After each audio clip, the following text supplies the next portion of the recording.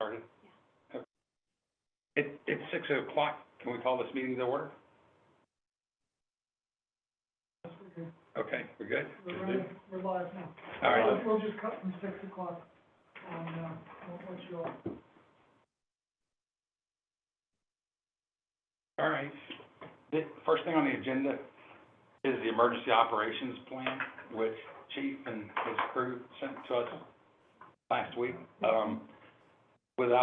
Unless you want to go over, talk about it anymore, I suggest, as long as you approve, that we send it to the full council for approval. Yeah, sounds good. In agreement with that? Yeah. Did you send it, did Cole already take a look at it? Cole, yes. Yeah, he looked at it, and he was good Do you have with anything it. else to? We went in and, the recommendations that you put in, we went in and added those to it. Okay. And then we found some other things within that docket that we need to clean up, in addition to what Councilman Wilson said.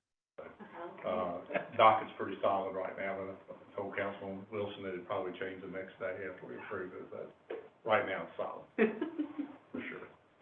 So recommend it goes to full council, Randy, for the next council meeting, if you would. Okay. And if you guys want to take over from here, follow the rest of the agenda. Yeah, basically, the emergency operation plan consists of the basic plan followed by emergency support functions and support annexes. You both agreed, to send it before full council for approval, which we'll do that at the next council meeting. Yes, Randy? Yes. The basic plan establishes legal and operational basis for emergency operations down in Christiansburg to effectively respond to and recover from all hazard emergency situations. Of course, emergency support function groups, resources, capabilities in the different areas to serve primary mechanisms for providing assistance in the operation. The ESF structure results in improved effectiveness and efficiency in mitigation, preparedness, response, and we look forward to bringing that before full council and getting the vote of approval on it, and that will be good in place for sure. Moving on to number 3 on the agenda, we'll talk about staffing a little bit right now. The fire department, we have career staff of the fire chief, fire marshal, that's myself, a deputy fire marshal, and firefighter Curtis Witt, and an engineer, which is Scott Phillips. Those are the only 3 paid personnel or career personnel that we have on the fire department. And then we have a current staff of 39 volunteers, which is probably the strongest group of volunteers that I've had during my time as a fire chief here. Got a really solid group right now.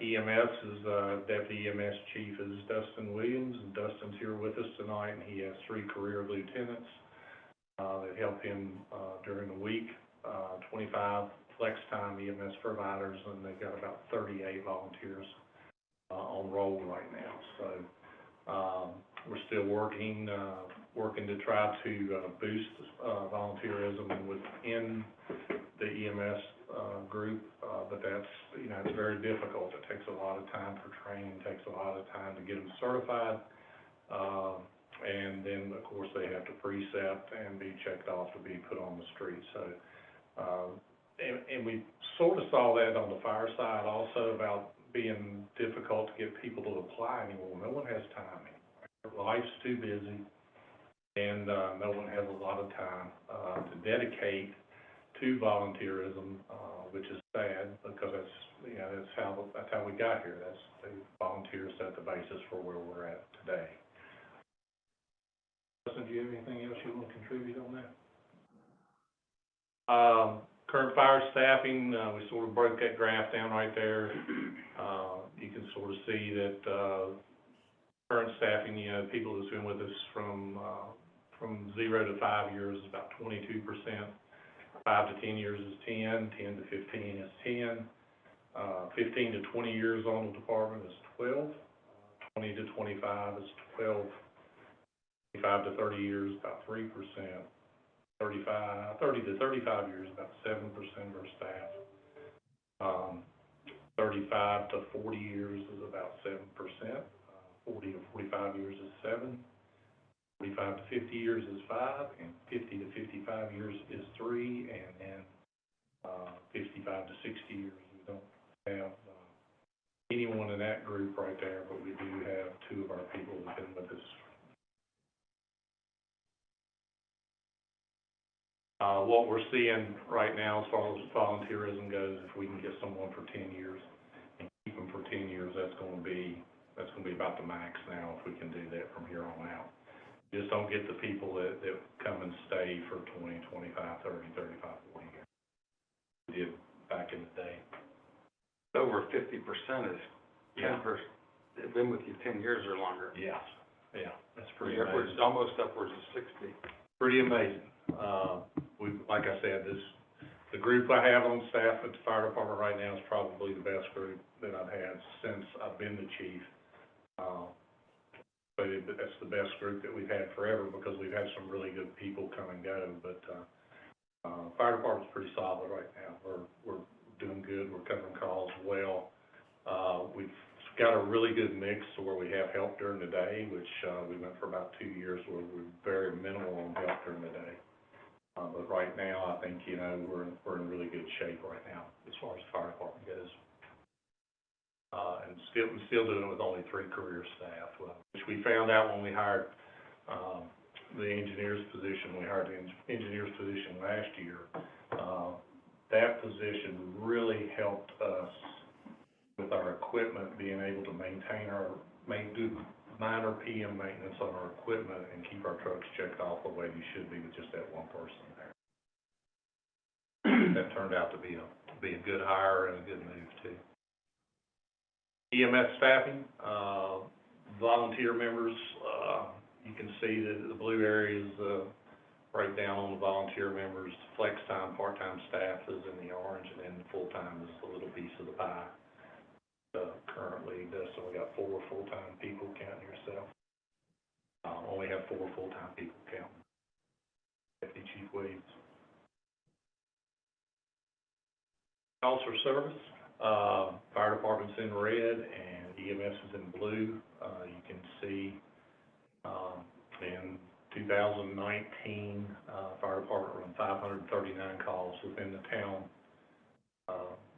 Corporate limits, 419 calls out in the county. EMS running 3451 in the town and 1303 in the county for a total of 4754. COVID came and we both slowed down a little bit. Call numbers were not as high because of COVID, because everything sort of shut down. We didn't have as much traffic running the roads, and everybody was staying home because they were afraid to come out during COVID. Our numbers fell off a little bit, but 2021, we started seeing a decline in COVID. Then it picked back up again, then it declined. It was sort of all over the board, but our call numbers rapidly started increasing again too. I would be willing to bet that EMS was probably on board to run 5,000 calls maybe if COVID hadn't been here in 2021, and I know we were well on our way to be running over 1,000 calls on the fire department. And I think the numbers for this year will show that EMS will probably go over 5,000 calls this year. And we will probably be well over 1,000 calls on the fire department. As of March 1st, 2022, fire department had 123 calls for service, 76 in Christiansburg and 47 in Montgomery County. March 1st, 2022, EMS had 354 calls for service, 12 in Christiansburg, 142 in the county. So you can see we're running many more calls within the corporate limits than we are out in the county. I think the county numbers have increased due to the fact that Shawsville EMS and Reiner EMS has not been able to have their own volunteer staffing during the day, and our units from Christiansburg probably cover, I know they cover a large portion of Shawsville's calls, Dustin? Yeah, I believe we're pretty close to 50% of Shawsville's total volume. But in the grand scheme of things, that's probably 20 to 30 calls a month.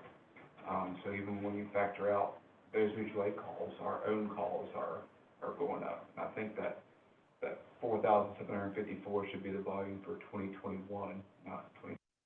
We had, last calendar year was our busiest year that we've had by far since ever. Yeah. We had the drop, had the good, I think it was 44,000 for 2019, a drop in 2020 from COVID, and then way pickup for 2021 made up for that drop. You might have it reversed right there. Yeah, so last year was definitely the most. I think it was from 2013 till now, the percent change is, I think, 30% increase in call volume.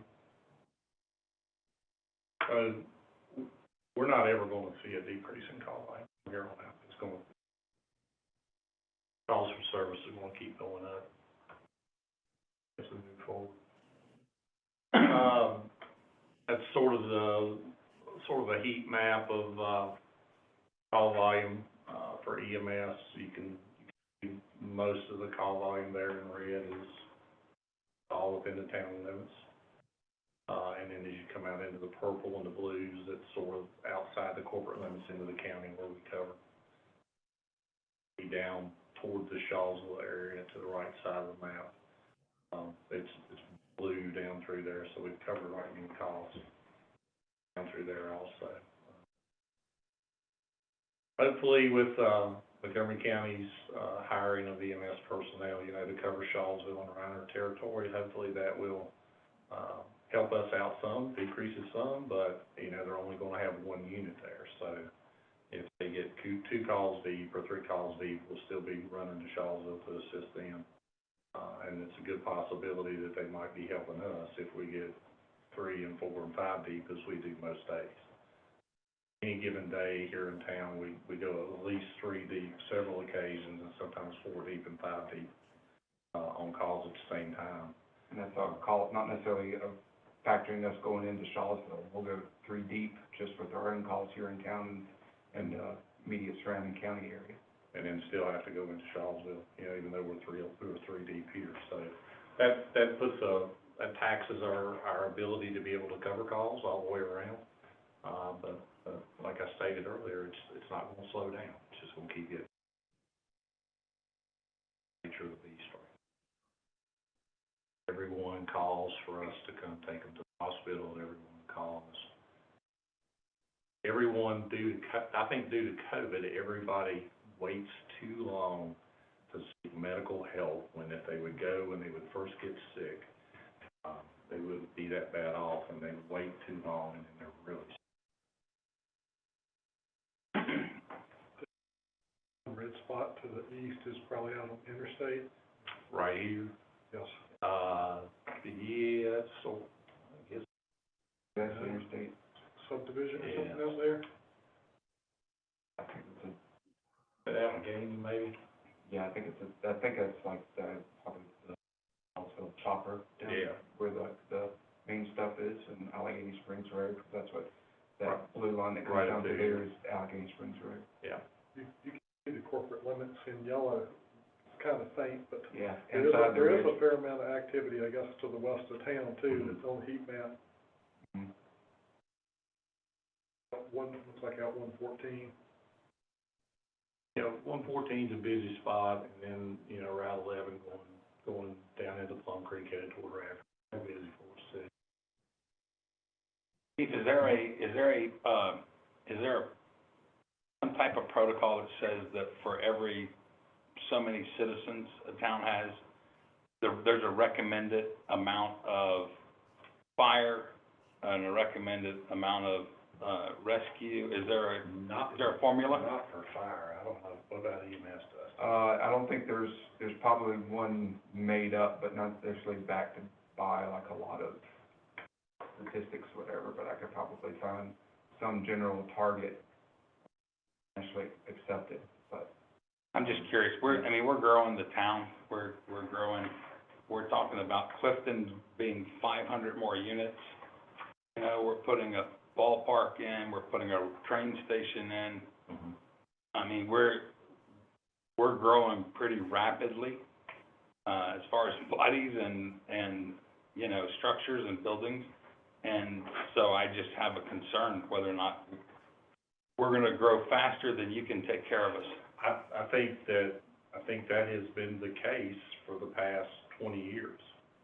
The growth in the town of Christiansburg has been tremendous in the past 20 years. I'm old enough to know what the mall area looked like before it was the mall area. I think we will see a time down the road that the volunteers are not going to be able to keep up. We're already seeing that with EMS right now. EMS desperately needs more career staff to be able to keep up and provide that level of care that we're known for. We have the best EMS providers in Montgomery County. To be able to and I'm confident about what you have working now. I'm just concerned I think that down the road, that in the shopping center with, on top of Taco Bell, we're gonna build the skyscraper with, you know, I forget how many units are in that one, but you're talking in less than a square mile, we're gonna put 1,000 new residents. correct. In the town, and we're gonna put, again, a train station, we're gonna put more businesses into the shopping center there, we're gonna take and, you know, I just wanna know that as I'm responsible for this, that we're thinking and planning for it. We're thinking down the road, and we're trying to plan for down the road, and we have for a long time. I think it's gonna take a level of commitment from council, as far as where we go from here, and you know, where do we wanna be in 5 years, and where do we wanna be in 10 years? Or where should we be in 5 years, or where should we be in 10 years? You know, we've been fortunate that we've been able to cover most of the corporate limits from downtown. It was real easy to get to Peppers Ferry Road when there were 2 stoplights between here and Peppers Ferry Road. Now, I don't There's know how many, what is it, 10 at least? I don't know, it's a lot. 13, I think. I think it's 13. It may be right. So that decreases your response times Yeah. tremendously. You have to negotiate the traffic, you have to get through the lights to get there. We have provisions on the truck to help change the lights, but that don't change the traffic. Yeah. And we've done such I'll say it's a great job with our roads and streets and sidewalks and all that, but that don't leave much room for a lot of traffic to get out of your way, and it takes longer to get from one side of the town to the other side.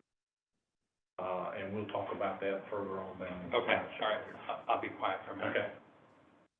Fire and EMS, that's sort of our fleet right there. If you look at the fire department's fleet on top of the page, there are 4 pieces of fire apparatus, that are lined up there. The 2 white trucks in the center are 2 ladder trucks. We have 2 engines that belong to the town of Christiansburg, and 2 response vehicles that belong to the town, and the rest of that fire department fleet, Montgomery County supplies that for us. So in effect, fire department is running with the same amount of engines and ladder trucks that we've been running with since the 70s. We're running with 4. Same amount of trucks, larger area, larger population, more buildings, but the town of Christiansburg we're still running with 4 apparatuses. Do we use Montgomery County equipment in the town of Christiansburg? Absolutely. We use all of Montgomery County supplied equipment in the town. Our brush trucks, we use them in the town limits. Use the engine in the town limits. Trash truck in the town limits. Town citizens pay county taxes. We're going to use county equipment in the town. And vice versa. If we have to go to Eastern Montgomery High School and we need the ladder truck to Eastern Montgomery High School, we're going to take the town truck to Eastern. We do real well with that. On the EMS fleet, all the blue ambulances belong to the town of Christiansburg, and the white units belong to Montgomery County. And we've got I think our fleet with EMS right now is in really good shape. I think it's relatively new. We do have a new unit coming from Montgomery County to Christiansburg, to fill a spot that we give up a truck 2 or 3. We give up an old ambulance, but we kept the placeholder. So we've actually ordered that fleet ordered that piece to changes. Just wanna make sure we're screening, Okay. sharing the right screen. Good deal. Is the county gonna need their equipment back when they hire their staff? Not from us. They did, Montgomery County has taken an ambulance from Shawsville and an ambulance from Reiner to use with their career staff to cover those calls. They had it re-lettered, and put, I think he put Montgomery County Fire and EMS on the side of them, maybe. I think they put Montgomery County Fire and EMS on the side of those two. They will not take what we've got.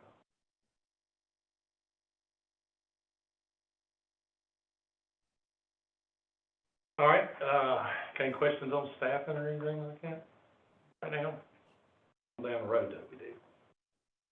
Capital projects, substations, for fire and EMS, fire department had the lot on Quinn Stewart Boulevard right there going into the Adams and going into the villas. It's to the left side of the Water Authority's pump station. We've had that lot since way back, Randy, do you know how long we've had that lot? It was, Late eighties? no, it was early 2000, around 2000. Okay, early 2000. It's relatively small though, isn't it? It decreased in size, and I've got a slide, I'll show you how bad it decreased in size after we put the pump station on.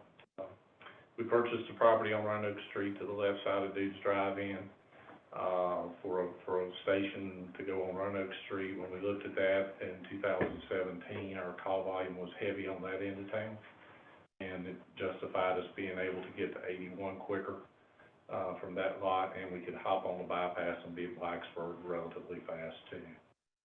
That would get us to the Peppers Ferry area very, very quickly, and the advantage of the Roanoke Street lot over anything that we looked at was, if I've got people that live on Roanoke Street, they could respond to that station.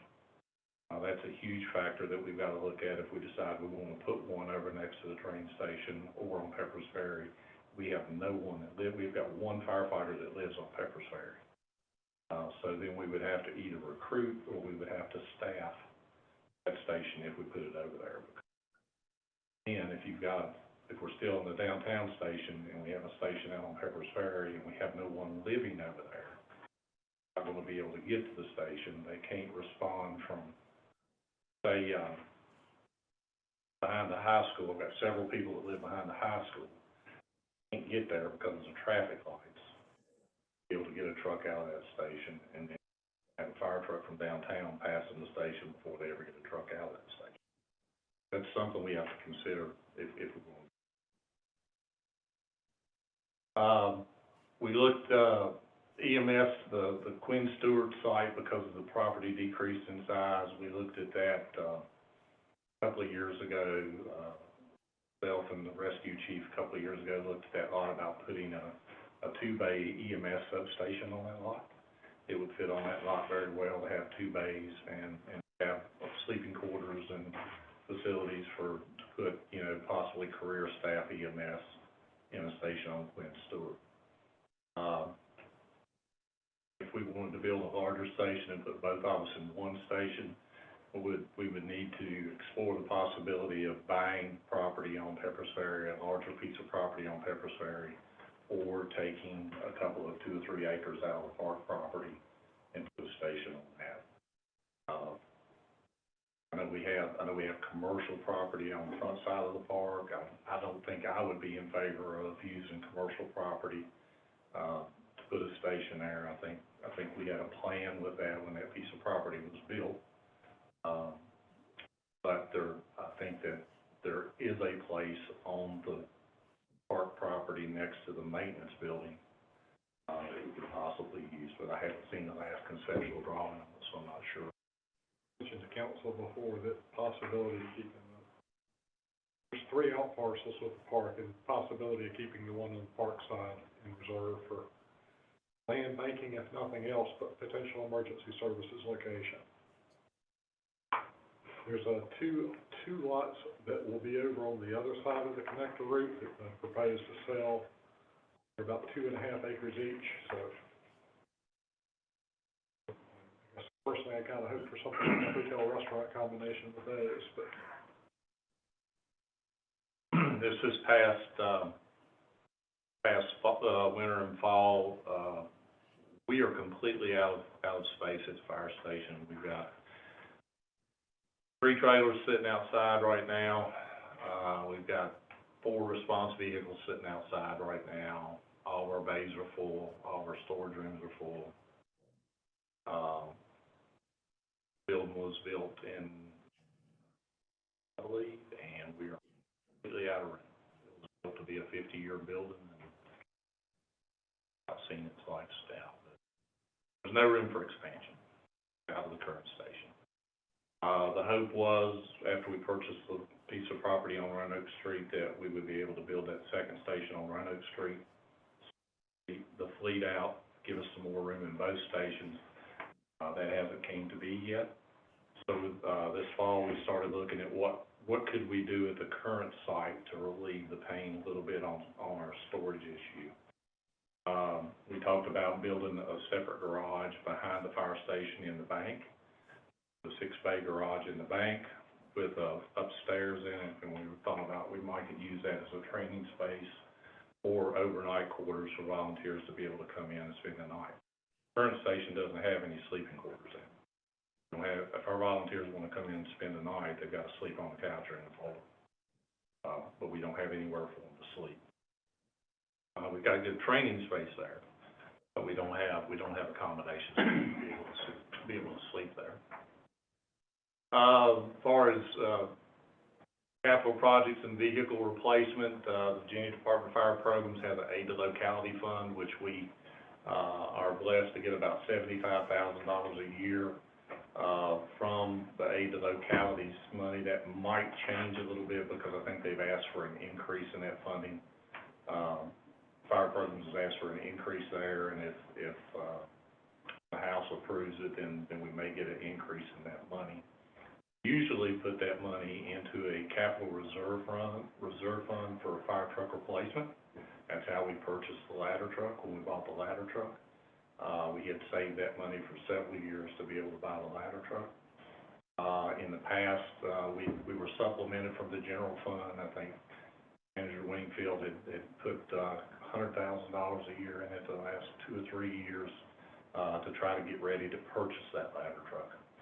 To get that fund up to where we need. The new ladder truck was $1.5 million when we bought it. Apparatus now, a new engine's going to be about anywhere between $850,000 and $1 million now. By the time we have to buy another new ladder truck, it'll be about $2 million. Engine 82, go ahead. Can I ask you a question? So with the new building going in out of apartment building, I don't remember the height of that thing, but will our current ladder truck meet the requirements for that structure? They don't build a ladder truck that will reach the top of that building. Okay. That's when you go above 5 stories, your ladder trucks are useless except, to get people off of lower things and that's set up as water towers. No one builds a fire truck over 117 feet, a ladder truck over 117. 181 feet? The new projection. 187, yeah. So you treat it just like a high-rise fire. Okay. Or we treat it just like we would treat the high school. Our ladder trucks are built for reach. Yeah. Are not built for height. Yeah. But we train and we plan for, in the high-rise scenario, hotels, all the hotels in town. You have to do it. That's all handwork inside. You do it out of the stairwells. You bring your hose packs and all your equipment with you. You stage on the floor below the fire, and then you work your way. But we're prepared and we're ready, for the new building to come. We're excited about the new building to come, and we're to fight fire in it. Have a fire. Yeah, well, let's hope we don't. But Yep. All of our fire trucks were set up on 20-year replacements originally. Engine 82 is 28 years old right now. We refurbished that truck 3 years ago to go in the second station on Roanoke Street. I think we spent about $18,000 to refurbish that truck to go to Roanoke Street, and then we didn't get the station on Roanoke Street. So that truck needs to be replaced now. It needs to go away. Engine engine 84 is the other engine that we have that's town-owned. It is 20 years old now. And like I said, our current replacement cycle is 20 years on a fire truck. Not because they get a lot of mileage on them, they got a lot of hours on them. Pumping time, running time, stuff like that. The hours that they sit there idle or sit there pumping the water is harder on them than putting mileage on them. But there again, $850,000 for an engine. Plus, if you equip it, put new equipment on it, you're probably looking at $975. I think we put almost $155,000 of equipment on that new tower that we got. That was after the $1.5 million. So we were able to do that through grant funding and some of that. Rescue, current ambulance cycle is based on 150,000 miles, and the amount of calls we run, that's typically 3 to 5 years.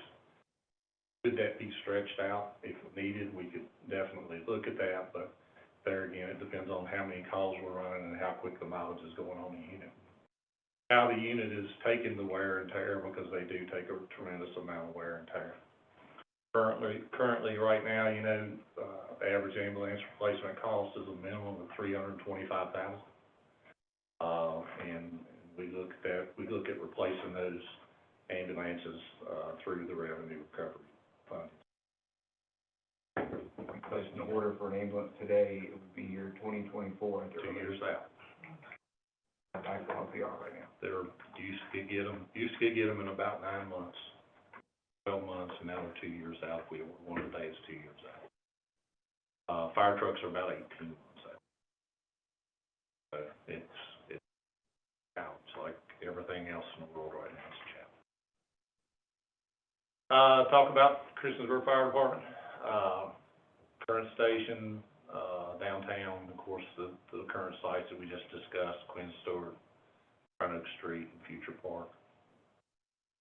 Current building was built in 1976, it's 44 years old. We have no room to expand. We don't have any storage, all the storage is used up. The elevator that is in the station right now is too small. It's like a freight elevator, and we added that to that building about 18 years ago. We took a closet out and cut a hole in the floor and added a freight elevator in there to be able to get handicapped people up and down, up to the upstairs, because we actually used the fire station as a shelter for the nursing home when we lost power to nursing home during the ice storm in '85. We moved all of English Meadow Nursing Home into the upper level of the fire station in 1985, and we had to carry everyone up the steps at that time because of the ice storm that took all the power out from downtown. But we were successful when we did that, but we discovered that we had to have an elevator. We don't have any sleeping quarters, and we don't have separate facilities for female members.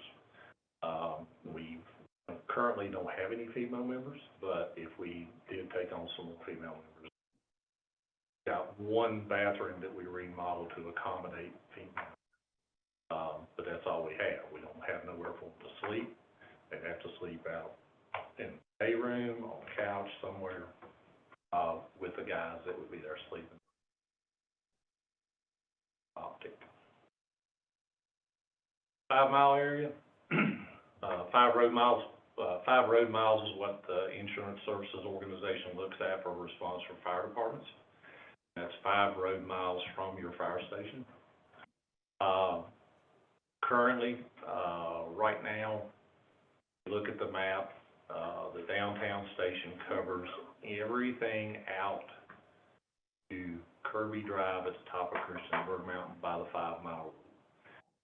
Past Kirby Drive to the corporate limits, all of those residents that live out there are outside the 5 mile rule, which means their ISO insurance rating goes from a class 4 to a class 10. And they still live in the corporate limits, and they could even have a fire hydrant in their front yard, but they're still 5 road miles from the downtown station. When we looked at the Roanoke Street site, the Roanoke Street site gives us coverage.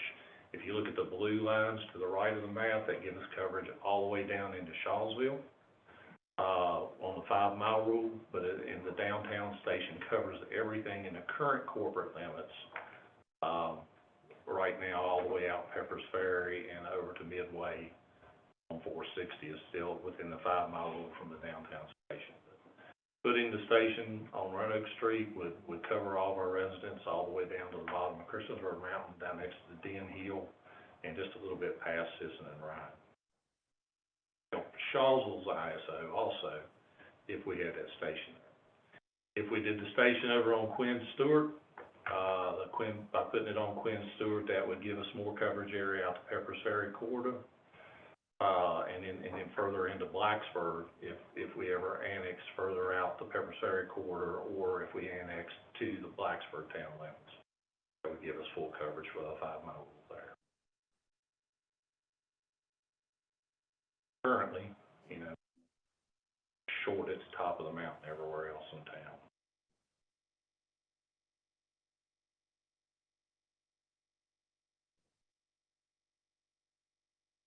Second station apparatus plan. If we had a second station, fire station, our plan was to put the ladder truck that we bought in 2011, we paid $690,000 for it. Anticipation of the second station, like I said, we refurbed the 1994 engine in 2018 for $18,000 to go in the second station. We would put a county-owned engine, a county-owned brush truck, a county-owned support vehicle, UTV brush vehicle and trailer that's owned by the county, and a support vehicle emergency services trailer from Montgomery County.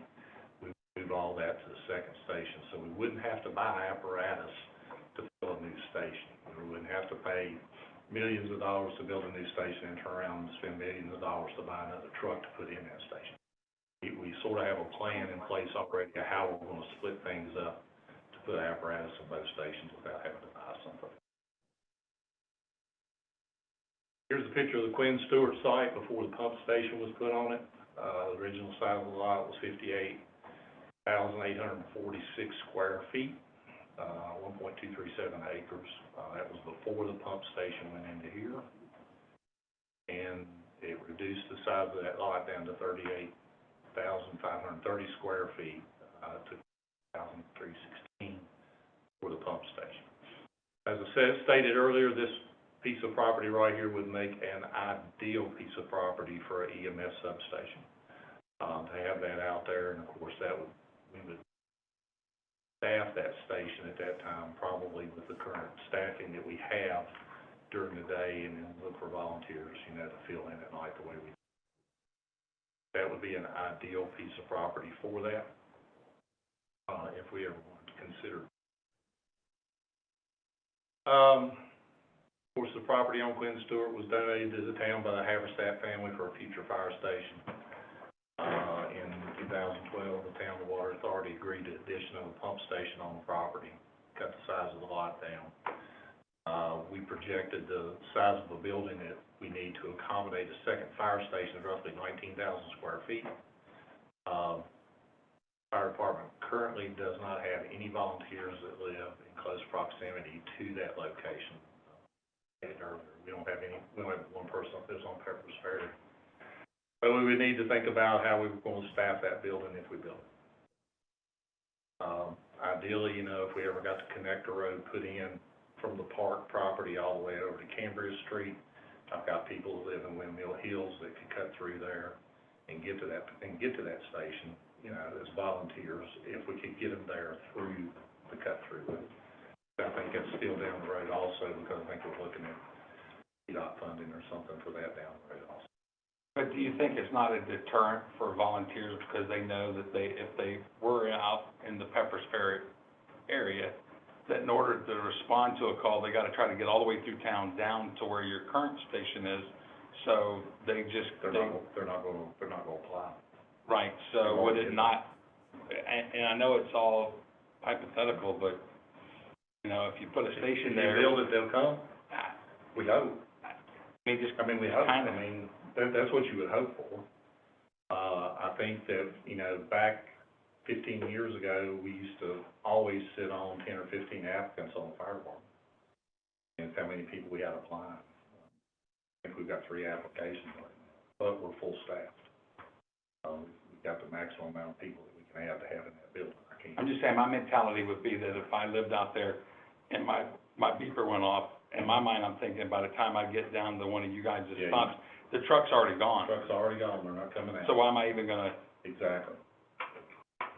My guy that lives out on Pepper's Ferry right now, he told me when he moved out there, he said, I'm sorry, we found a house we like, I'm moving out there, but don't expect me to try to fight that traffic to come catch a fire truck, because I'm not gonna catch one. yeah, If we ever call out Pepper's Ferry, he's standing on the side of the road out there at the end of Stafford Drive, and the truck picks him up when he comes through. okay. So, you know, but as far as coming to town to go on anywhere else in town or up on 81, they're just not. Traffic too hard to get there. Of course, we talked about the rescue substation that would work out over there. That's all the things to it. Roanoke Street, property was bought from the Eanes family. We purchased it out of, reserve funds. EMS substation reserve funds is $594,000. You can move that box. Can I move that box? Yeah.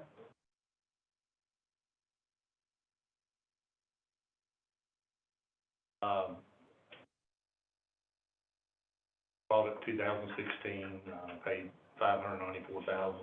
We had that money already set aside in the emergency services reserve fund at that time. Great lot, great layout, the way it is. We would have rear access to the building coming in behind it. We've put, did the intersection improvements right here at Fallen Branch. So get back down to here right now. We spent roughly $48,000 to relocate the Verizon overhead utilities. We put them all underground. It came right across the property. We had the foresight, and planning, engineering had the foresight to know that that's still, you know, we're possibly gonna build a building down there at some point in time. We need to try to do some of this work while we're tearing that intersection up instead of going back and digging it back out at a future date. We paid $13,680 to run conduits down the sides of the road for Opticom, which is emergency vehicle preemption. To put that in place, and our plan was is if we had an Opticon across the street and we were pulling out on Roanoke Street, as soon as they turn the lights on, it's going to turn the signals red and the trucks will be able to get out of the station. Same way if we come in off of Moore Street behind it, they would come up to Moore Street, up to Fallen Branch, like you'd be pointing toward Blue Ridge Church. The conduits are there, put preemption right there, turn the lights when they make the left to go down Fallen Branch, the light's green, and they can get out in the road and go either. We had 2 wells on that property that were there when there used to be a mobile home park there way back in the 60s. We had to abandon those wells and have them capped. We paid for that, and then, of course, Gay and Neal did engineering services for us to do all this work right here, about $2,500 roughly. So we've spent a little bit of money on that lot to try to prep it for a station, and still a good, viable site down the road. When we were doing that site, the fire department created a committee of all its members. They were all volunteers on the committee to start planning for the facility. The members traveled to different fire stations in Virginia, North Carolina, South Carolina, and Tennessee to look at buildings, to look at designs of different buildings and what we needed to do. A group from the committee traveled to Texas to attend the station design conference and learn the most efficient and cost-saving tools for station design. We paid about $6,500 to send 4 people to that conference, and the work the committee's put into the project will make the final design easier in line with the needs of the fire department and community. With this project being put on hold, there's been a lot of disappointment with the members of the committee and the rest of the volunteer staff, because they put a lot of work into the project, and we sort of put it on hold and pushed it back a little bit to try to get some more money in the bank and make it a reality somewhere down the road. They worked pretty hard on it for about 2 years, but in Manager Wingfield's defense, started this project with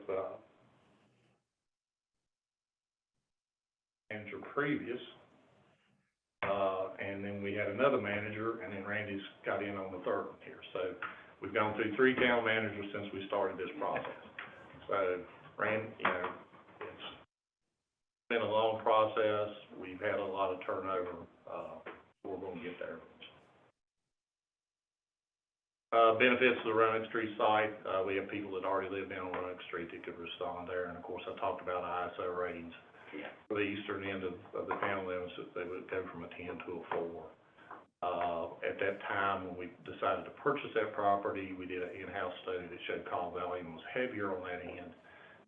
At that time, we weren't talking about growth around the marketplace, and we were not talking about possible train station at that time. That wasn't even in the ballgame then. So we've got other things to look at. Do we really need to go there? On 114. Station project was listed in the Destination 2022 plan.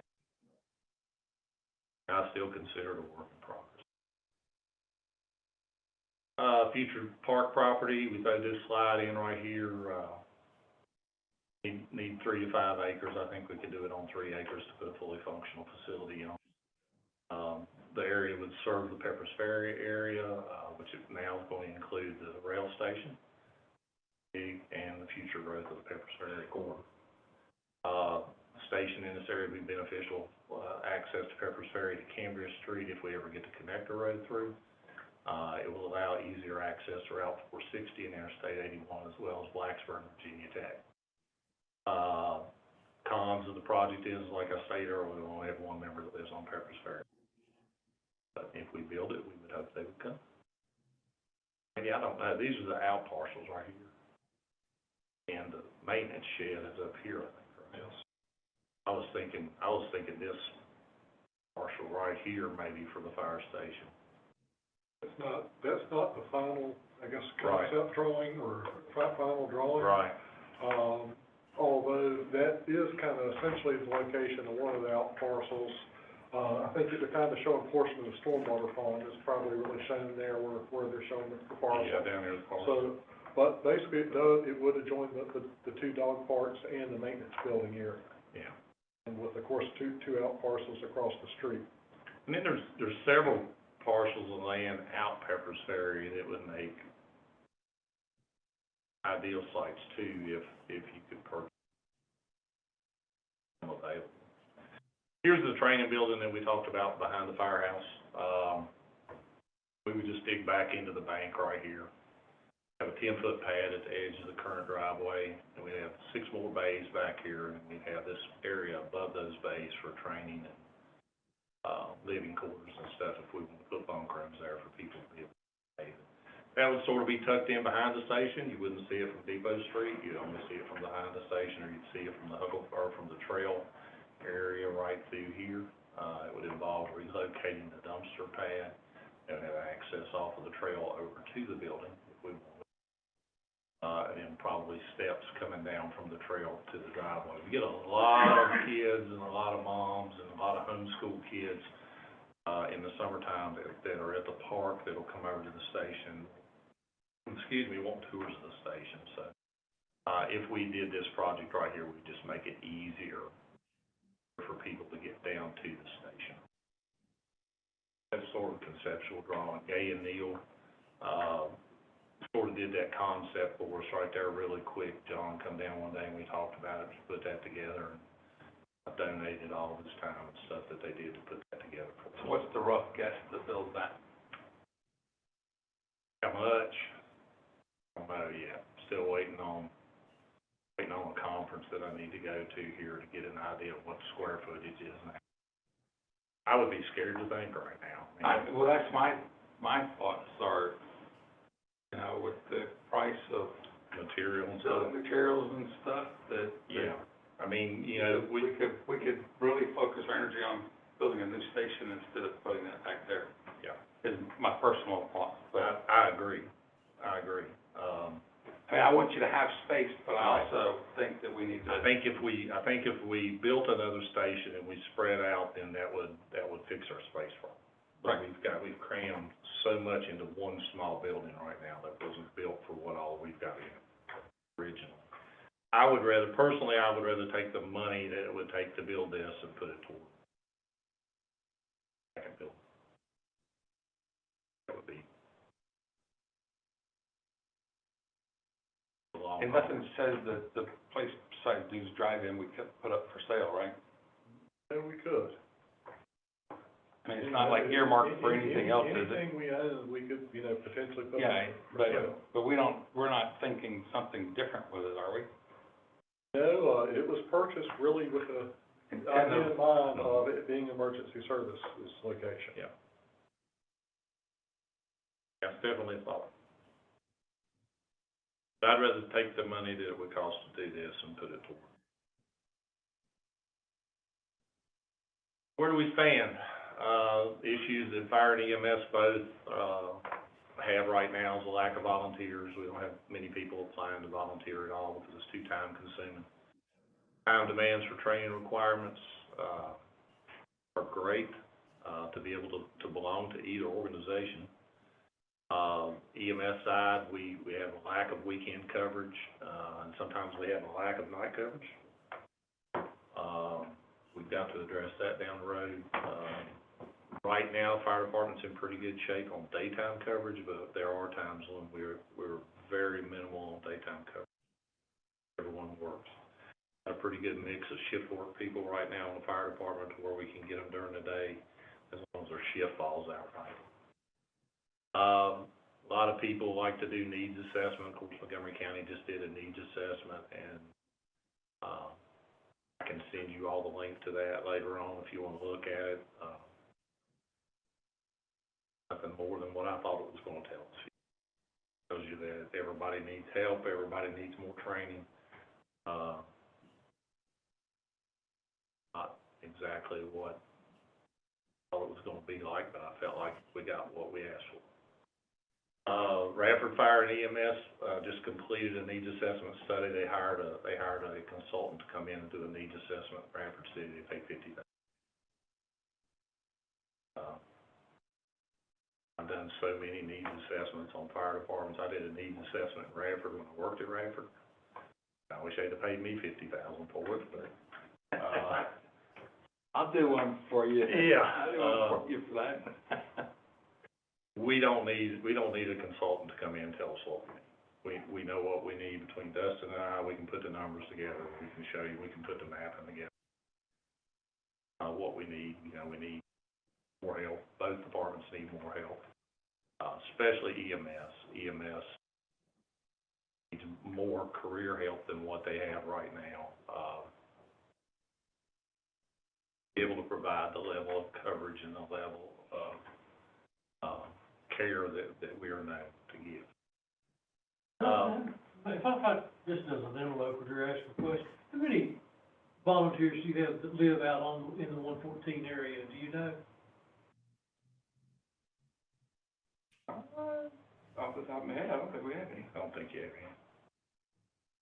Yeah, I think that's, the discussion we had earlier about, there's people out there are not going to apply because they can't get downtown to run calls. It's too long to get there. So, what would happen if we built it? Hope that applications would fly in, but this day and time, I can't see it. Every EMS agency, every fire agency in the state of Virginia and the United States is struggling for help right now. Cal of Florida, I saw an ad in the news magazine the other day, Cal of Florida is offering an $8,000 sign-on bonus for paramedics right now. The city's offering $10,000 sign-on bonus Yeah. for paramedics right now. Who is? Roanoke City. Brilliant. Carillion, AMR, Ambulance Transport Service, is offering $5,000 sign-on bonuses for paramedics to do just transports to the hospital. So everyone is struggling. Everyone is struggling with help. No one wants to do this anymore. If you find people that want to do it, they want to do it as a career, they don't want to volunteer. The problem right now that I think EMS is having across the board, help me with this. If you're an EMS provider and you happen to be an RN, travel nurses are making so much money right now doing travel nursing that all the EMS providers are losing their staff to people to go do travel nursing. There's even travel EMT and travel paramedics jobs right now to go out west making $5,000 a week. So I think it's a struggle across the nation right now finding help. That's why we gotta try to keep the help that we've got.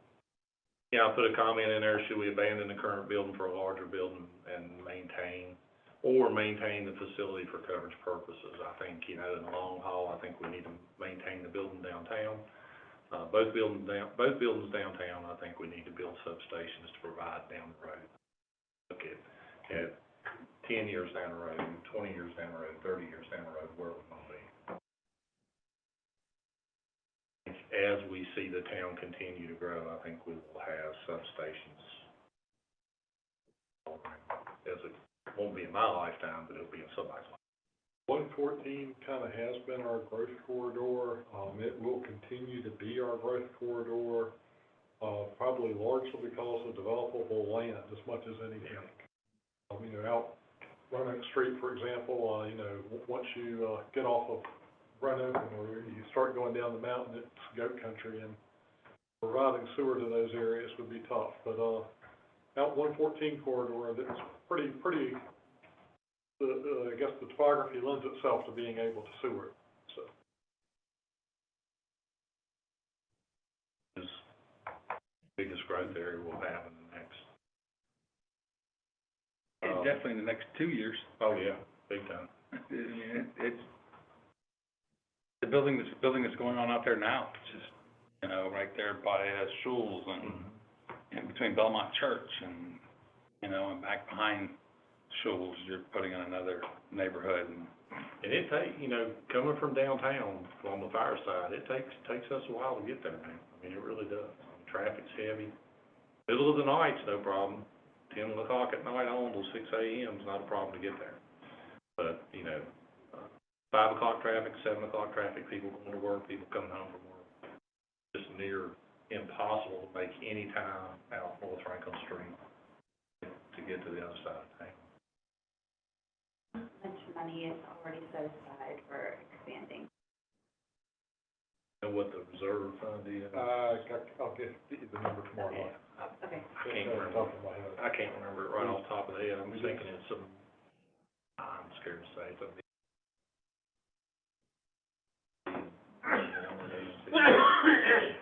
we can go grab it for us.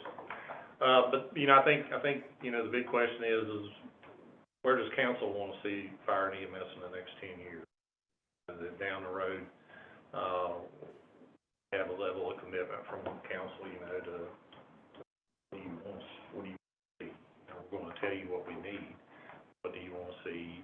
What do you want to see, and how are we going to fund it? And then, not my lifetime, maybe in Dustin's lifetime, but, somewhere down the road where we want to combine services, but fire and EMS in the same. I think that's a question. I think that's a logical question to ask, because if you look at fire and EMS, career fire and EMS around us, it is combined. Personally, I think if EMS people wanted to be firemen, they would have applied for the fire positions. And if firemen wanted to be EMS people, they'd been EMS people. I think we've got a really good thing going with fire and EMS separate here in town. I think we've got quality in both places. EMS people love to do EMS work. Fire people love to fight fire. I think when you start combining them, Roanoke City had the problem. When they decided they were putting the EMS into the fire stations in Roanoke City, it didn't work. It's working now, but now they've realized that they keep the EMS people that want to do EMS on the EMS truck and not put them on a fire truck. Right. So I think what we've got going right now with the two separate entities. So in my mind, when I see combined services, I don't see the merger, other than I personally don't see spending the money to build two separate buildings in the 114 corridor. But I would be one that would say you build one building and you have 2 bays that are EMS and 2 bays that are fire. That was the plan for the Roanoke Street station. And not two separate buildings. Right. Because for management purposes, for the town's purposes and everything, Right. You're two separate. Yeah, that was the plan for the Roanoke Street station. Okay. Roanoke Street station, we were going to have EMS bays in it, fire bays, and we were actually going to have a remote office space for PD in it. You guys might have to beat them up to clean up their mess, but other than that. I might do that, I mean, hell, they might just wash it out the door too. They're not there enough to have to make. Yeah, they're not there, but they're on the road, but that was the plan for the run extra. Okay, all right, yeah. That's good. Just over 2 million in there. Okay. At the end of this fiscal year, we're adding 100,000 this year, and it'll put us just a little over 2 million. So, Can I ask a question, Chairman? sure. Okay, well, yeah, I don't want this to be an illegal meeting, and I'm coming, but how much do we have set aside for a new public works building? Public Works Reserve. We're adding 50,000, and that would put us at 730,000 into this. For a into building? this. Is that- Well, it's Public Works Complex is how it's in there, so. So that could be done to expand, but I know we want to build a new public works building, but I don't see that happening anytime soon, and, you know, if we can move money off, one off the other, $2 million is pretty good.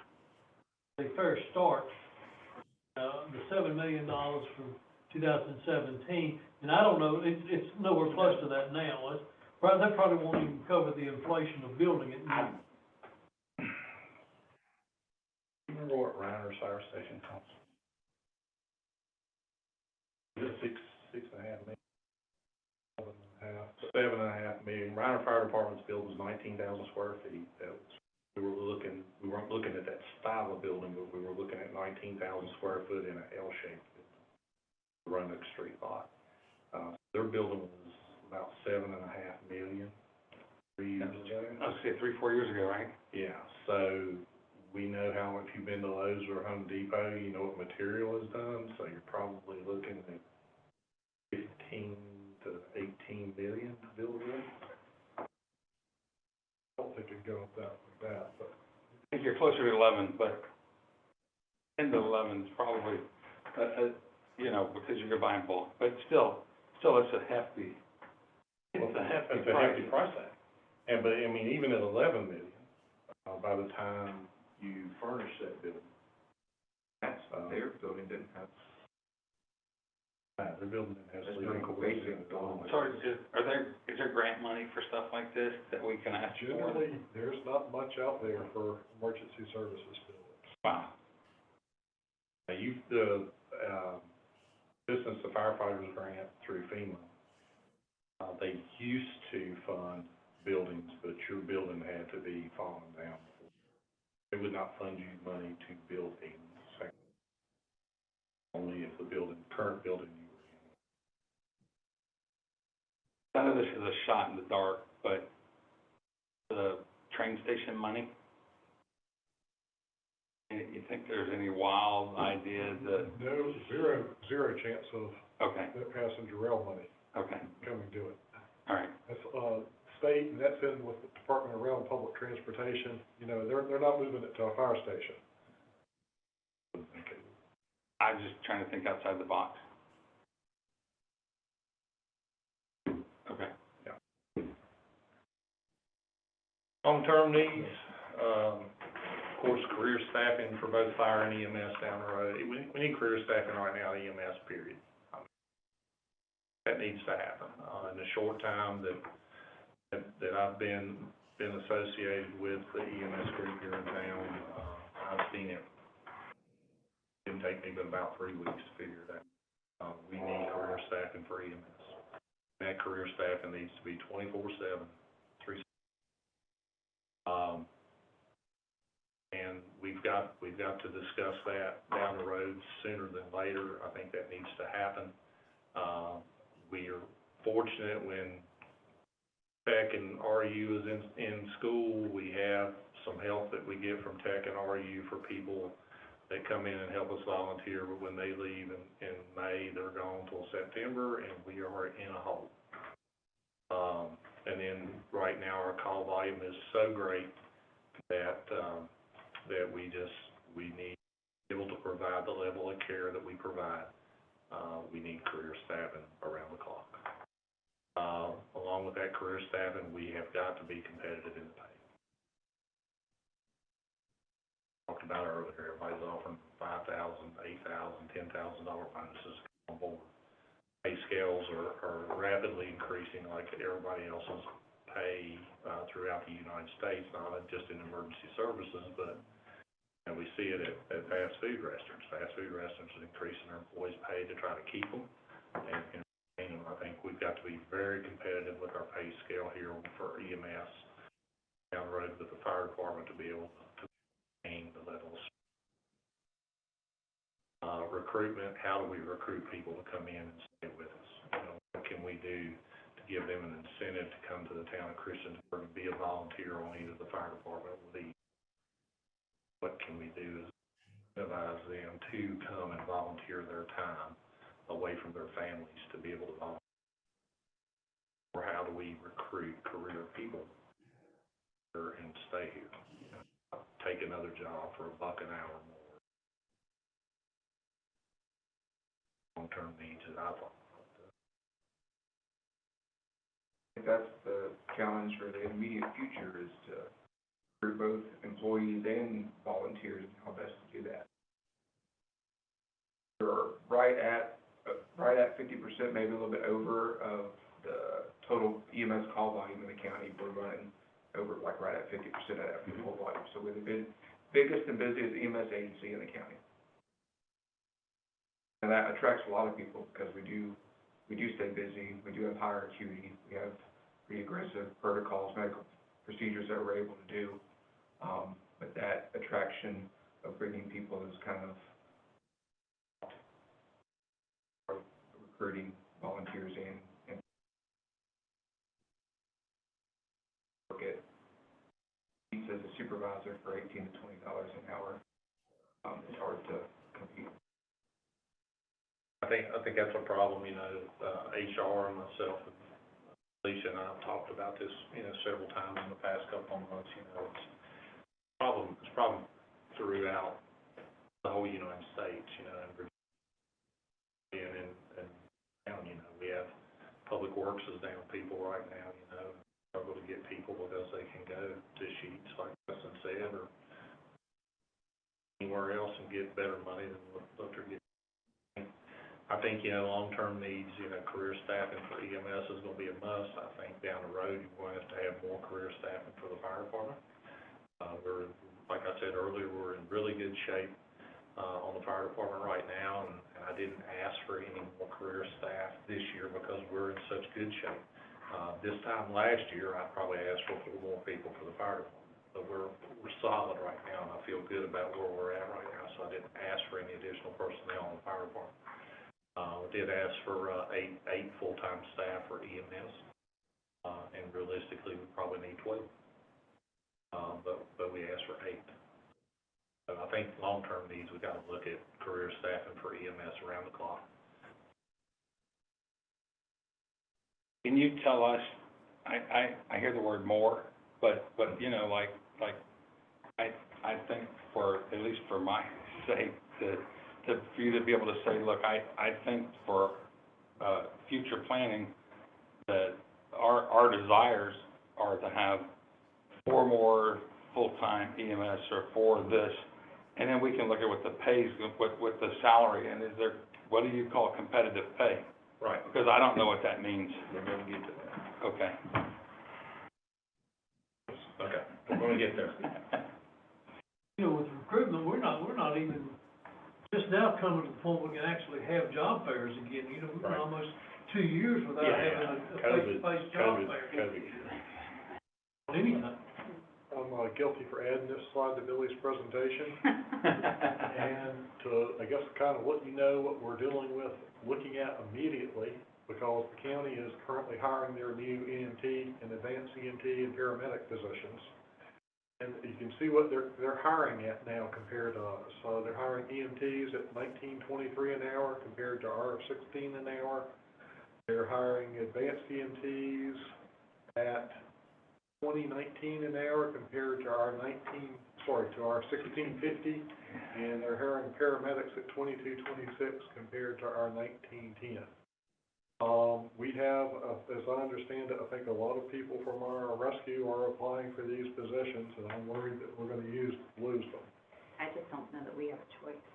And what you know, I guess, what's coming too, and Blacksburg, Montgomery County, and Radford City are including 5% COLAs in all of their proposed budgets. The town of Blacksburg and Montgomery County are both undergoing compensation studies with the intent of funding additional movement in their respective positions and pay scales. What I'm proposing to do, and this would be immediate if council is agreeable, I'm going to bring it up at the work session tomorrow night, shift all of our EMTs to $20 an hour, 21 for advanced EMTs, and 23 for paramedics. Effective at the end of the month. Basically, cost on that for the remainder of the fiscal year would be essentially $23,000. Annual cost to that would be about $92,000.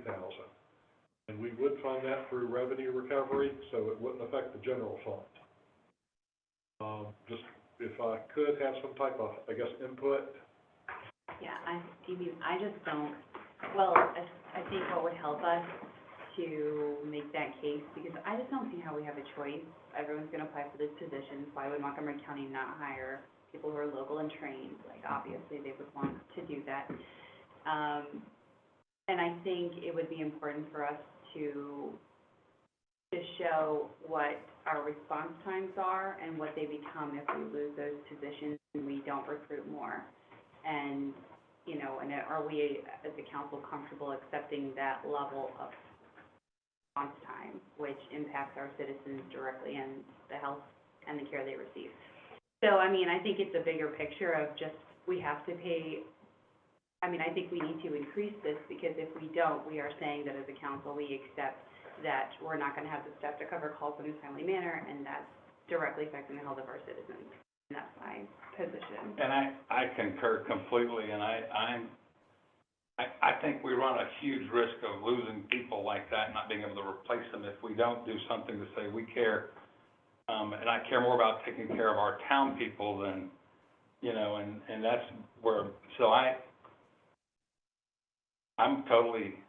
Yeah, and it's through revenue recovery. You all are recovering that revenue. It's not impacting. Through billing, yes. Yeah, so, I mean, I understand that revenue recovery goes to a few different things, but if we're at a position where we need to do this, then we may just have to, I mean, budget season's here, so we need to kind of shift and look and see what does revenue recovery really need to go towards in the future versus what we're doing now. I mean, you know, as a council, we'll have to, you know, talk about that shit. It's double-edged too, so if we aren't competitive and those people leave, then that's a decrease in our call volume, Right. which is a decrease in our revenue, so it's almost shooting ourselves in the foot twice. Yeah, I do agree for the last paragraph to be brought up and Absolutely. pushed forward. Yeah, so you have two people to push, two council. If y'all get into a 3-3 tie, boys, I can take care of the rest of it. I think, you know, and the big picture of this whole thing is, if we lose these people to the county, because we can't pay a competitive salary, they're going to the county to run 5 calls a week, get 15 calls a day. Yeah. Why wouldn't they go? Right. I mean, I think we have a really good set of volunteers in both our fire and EMS. I want them to know we want them to stay. Yes. We want to keep them here. We really appreciate them, and, I mean, I just make sure that they know. We've like, got a really we good want them. career staff at the rescue squad building right now.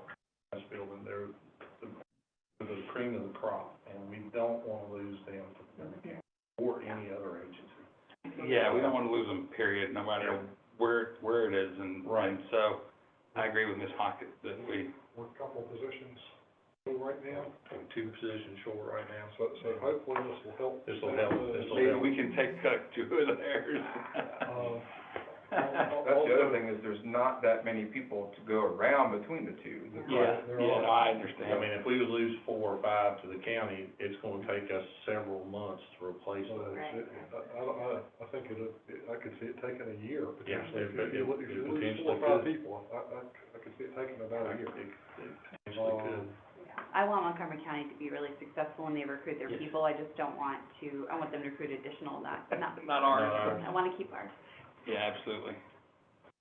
I guess one other thing I'll mention, and it sounds like I have support of the committee, let you know what I'm including in the budget as far as staffing. As Billy mentioned, he did include 8 positions for rescue.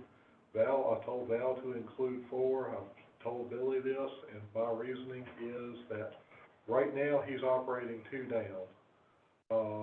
Let's add the additional 4 and kind of see where we're at. If that is working, then great. If we still need to address it in the fall, we'll look at some type of budget amendment in the fall if needed. There's still room in the revenue recovery that we could fund additional positions, but I don't want to eat it all up, obviously, if we don't have to, and I'd rather not overstaff either. I don't think we'll ever overstaff. I was just sitting there thinking, I don't think you could ever be Yeah, I don't think overstaffed. we'll ever overstaff. But I guess part of it is, I think it's probably gonna be enough of a struggle to fill the 6. Right. So, Right. you know, versus 10, so. Right. I have a question. Is there any sort of data, I know this is a weird ask, is there any sort of data that shows how, you know, per person, what effect that has on response time? And I guess what I mean is there a way to show when you have 4 more people, response time goes down by X number of minutes? If you have 8 people, response time goes down by X number of minutes. I don't know if that exists, and I know that really depends on a lot of factors, but. Yeah, I don't know if I can do to like number of people, but I can correlate to like how many times we've turned over calls. I think in the past 2 years, we have like first team, second team, first team out, second team out. I think in the past 2 years, we've only turned over a first team call once or twice.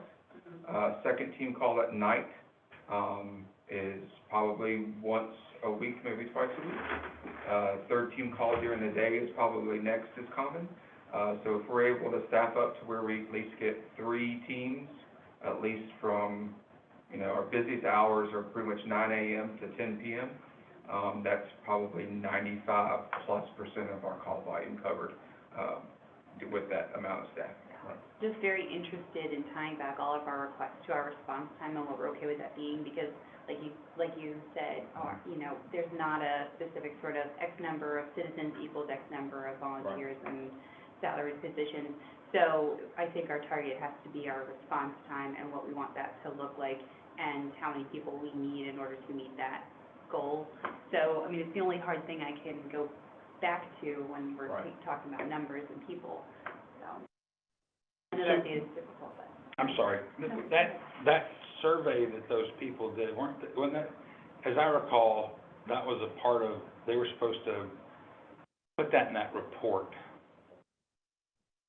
So that guy that night told us that he was gonna have, that data would be in his report.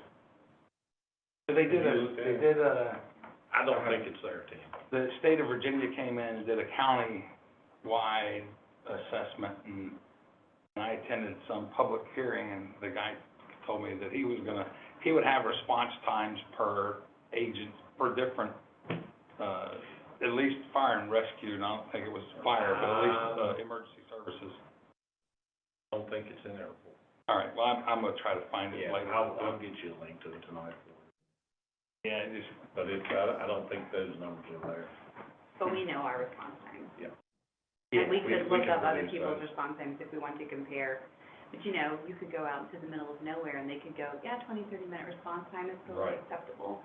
I mean, yeah, no, I'm with you, I care about what happens inside our town Right. limits here Right. for that, and, we have one NRV 911, and they publish all the calls on their site. However, I'm with you, how are we doing, and is it gonna, because I would rather know that we get there in 3 minutes instead of 10, if we had four bodies.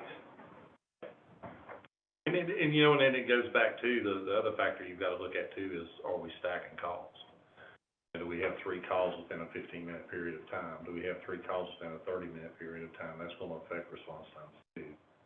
And we do that quite often. I mean, in an hour, it's nothing for us to go 3 deep. We are prioritizing calls, so if we have a lower acuity call, somebody fell, not injured, just needs help up, an unconscious person comes, 5 minutes after that, that truck that's out first is gonna go to that unconscious first before they go to the fall call. Yeah. We don't hold on to our calls either, so if we don't have the staffing readily available to cover that other call, we turn that call over to somebody else. if we're not able to cover it, because we don't want that person to sit there waiting for us to cover it, Yeah. not to be able to cover it, to have to turn it over.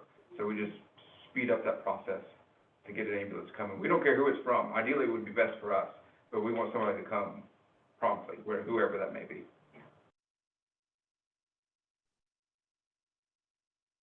There again, just falls back to whether or not we're stacking.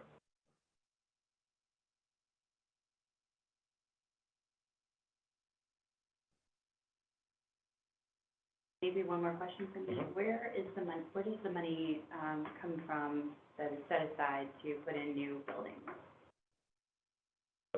General fund. Okay, so you just allot a certain portion of the general fund and budget that goes into that. I think it's just to the point that and there's a dire need, I mean, I've known it for years, there's a dire need for another building, whether it be out on 114 or whether it be down on Roanoke Street that, I mean, enhances your ability to get out to 114. I mean, I've known it for years. Is it a point in time, sit down and borrow money for it? I mean, you have to wait till you save it, we're done, we'll never do it. But do you sit down and borrow money for it? I'm not a proponent of borrowing all kinds of money, but what could happen down the road, I see, is it could, in our mind's eye as council members, when somebody gets a request to come in for a 180 or 200 unit apartment complex, are we gonna have to say, hell no, we can't service it? That's what, I mean, then you start stifling the growth and to go elsewhere. Well, I think that's a trickle-down effect with whole town. I mean, public works and, Yeah. it's trickle-down. And look at the whole big picture, and, sort of like fire truck replacement, you know, we've always been fortunate that we have a reserve fund set aside for fire truck replacement, and when the trucks need to be replaced, we pay for it.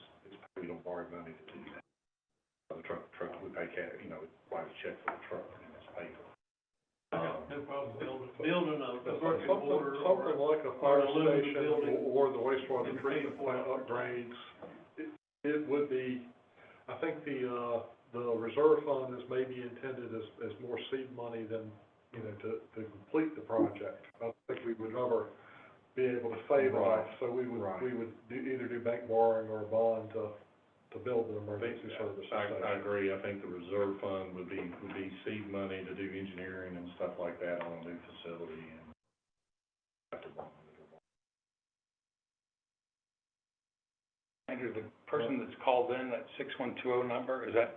That's the phone. That's fine. Oh, okay, all right. So it's not somebody else. Just helps with all All right. that.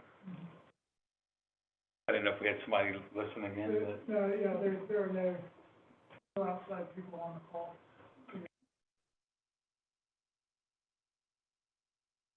Anything else? Right now, I'm sure I'll think of something.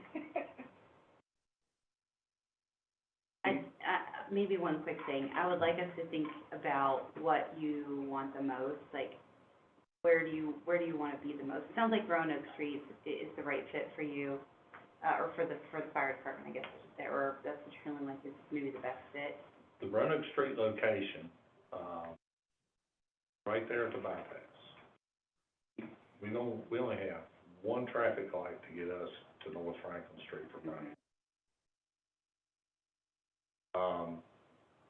I was telling Randy about, we had a call at, we run second due with Blacksburg Fire Department to Virginia Tech. And I was at Long John Silver's one. They had a call at Vet Med on the bypass, and across the bypass, and second person to it. So Roanoke Street's very accessible to Peppers Ferry, very accessible to Tech, very accessible to Blacksburg. We run second due with Blacksburg all the way into Price's Fork Road. Longshot Bowie Fire Department runs second due with them from Price's Fork Road out to the northeast. I think we need to be open. I think we need to be open with the possibility of doing something with Peppers Ferry for the growth within the town. In the next 10, 15 years, court. Train station coming in. We had it covered if it was coming over here at the Aquatic Center, we had it covered pretty well, but now that it's, you know, there's a real possibility that it'll be out there, And maybe we need to do something, maybe we need to look at something. We really need to study and figure out what fits our needs the best.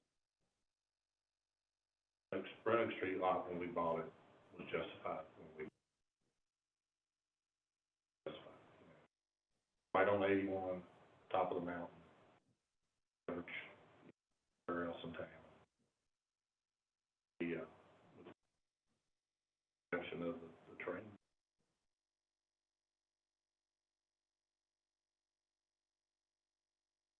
Mess size. I think if we do a building, I think we should do a building that will house both of us in the same building.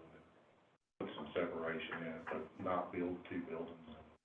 So where one goes, the other comes. Yeah, I mean, we'll build one building and we'll divide it out, and each will have its own stuff in places that they need it. And I think, I think we need to also look at having a room within that building, like a 20 by 20 or something like that, that PD could have, an office space in there where their people could go in and eat dinner. Sports, and that was in the concept. I think we should include accommodations for them there.